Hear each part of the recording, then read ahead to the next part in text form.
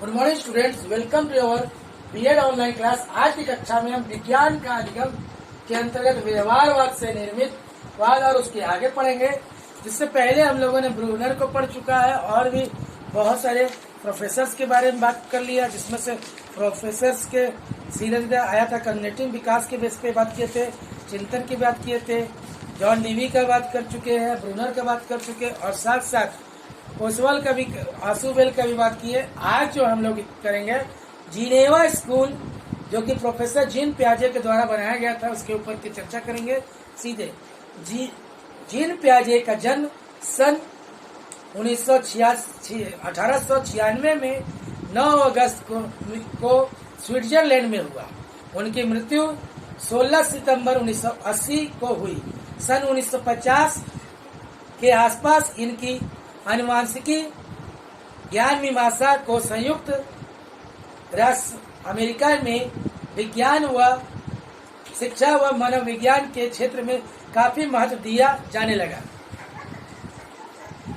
पियाजे के कार्यों में 2 क्षेत्र बहुत ही महत्वपूर्ण थे। पहला बौद्धिक व्यवहार की संरचना, दूसरा विकास के क्रमिक पद। पियाजे ने मनोविज्ञान के सभी क्षेत्रों को प्रभावित किया।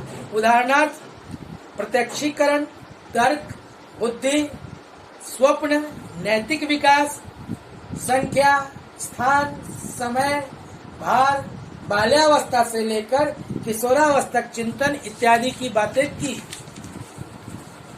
वातावरण और जीव के मध्य हरदम क्रिया प्रतिक्रिया होती रहती है। पियाजे ने 2 बुनियादी संप्रत्यय, आत्मीकरण और सामान्यीकरण का उपयोग किया। वे दोनों ही मूल क्रियाएं होती है। आत्मीकरण के अंतर्गत नए अनुभवों को वर्तमान के आधार पर अपने में समा लेना और स्थानीयकरण के अंतर्गत नए अनुभवों के अनुसार अपने अनुभव में परिवर्तन लाना। यह जंतु विज्ञान के संप्रत्यय के समान है, जिससे कार्य तो वैसा ही रहता है परंतु बनावट बदल जाती है। इस प्रकार की क्रिया प्रतिक्रिया से पता लगाना कठिन है कि वातावरण ने अधिक योगदान दिया या जीव ने। इसमें पूर्ण विकास का श्रेय हम किसको दें, यह कहना कठिन कार्य है।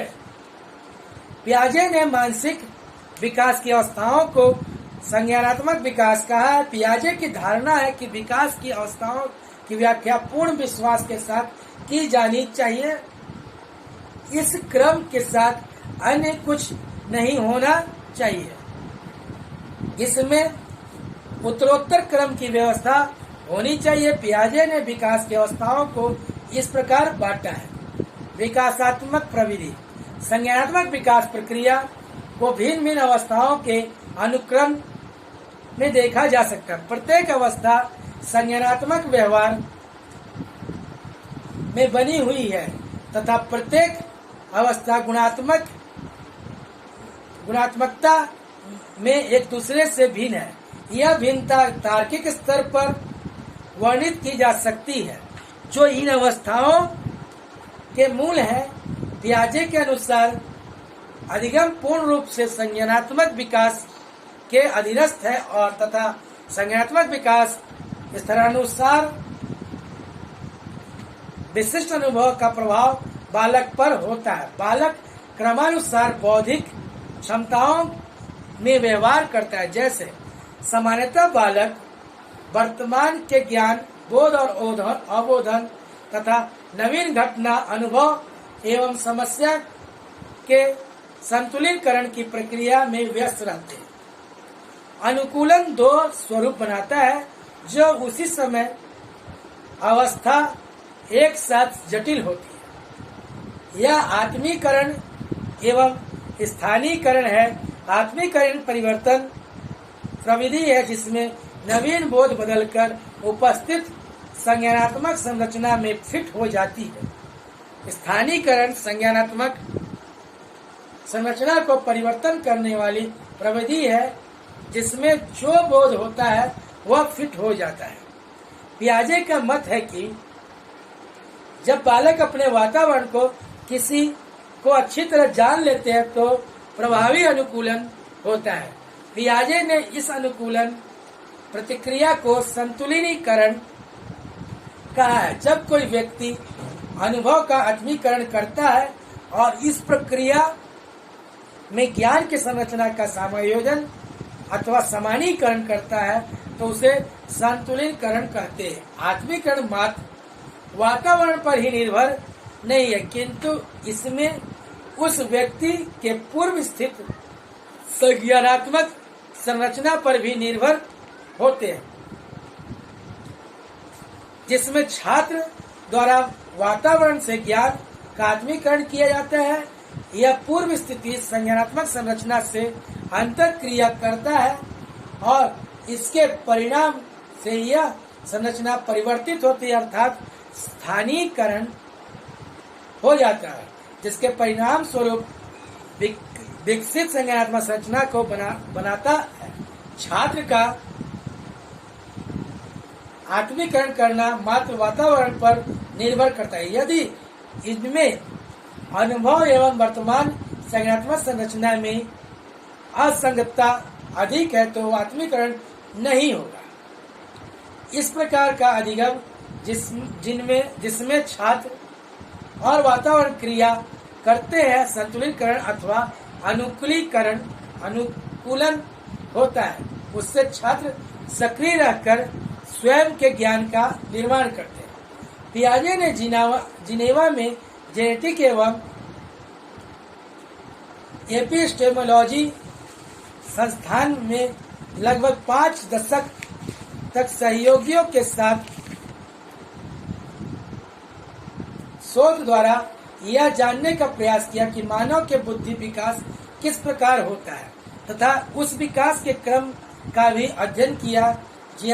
पियाजे का मत है कि बालक और वयस्क में भौतिक अंतर के साथ साथ उसके सामाजिक अंतरक्रिया, कार्य करने की आदत, जिम्मेदारी तथा स्वनिर्देशन आदि में भी अंतर होता है। बालक अथवा या और वयस्क में चिंतन में अंतर होता है। पियाजे द्वारा छोटे बालकों पर प्रणालीबद्ध विधि से प्रयोग किए गए और उनकी शोध विधि नैदानिक तथा मनोवैज्ञानिक शोध के रूप में सामाजिक मनोवैज्ञानिक क्षेत्र में भी महत्वपूर्ण मानी गई है। पियाजे द्वारा अनेक वर्षों की गहन खोज से यह स्पष्ट किया गया है कि मानव में बौद्धिक परिपक्वता प्राप्त होने से पूर्व उसे विभिन्न संज्ञानात्मक विकास की अवस्थाओं से गुजरना पड़ता है। उन्होंने संज्ञानात्मक विकास के 4 अवस्थाएं का वर्णन किया है और 5वीं अवस्था होने पर भी संकेत दिया है। प्रत्येक अवस्था लगभग 3 से 4 वर्ष तक रहती है और एक दूसरे से भिन्न होती है। जिन पियाजे ने संज्ञानात्मक विकास की 4 अवस्थाएं स्पष्ट की है वे इस प्रकार हैं। संवेदनात्मक बुद्धि विकास अवस्था 0 से 2 वर्ष तक, पूर्व संकार्य अवस्था 2 से 7 वर्ष, मूर्त संकार्य अवस्था 7 से 11 वर्ष तक, औपचारिक संकार्य अवस्था 11 से 15 वर्ष। पियाजे द्वारा प्रस्तुत संज्ञानात्मक विकास अवस्थाओं की विशिष्टताओं का संक्षेप। संवेगात्मक बुद्धि विकास अथवा जन्म से 2 वर्ष, यह ऐसा है कि इसके बारे में हम लोग विस्तार पूर्वक अगली कक्षा में पढ़ेंगे। धन्यवाद।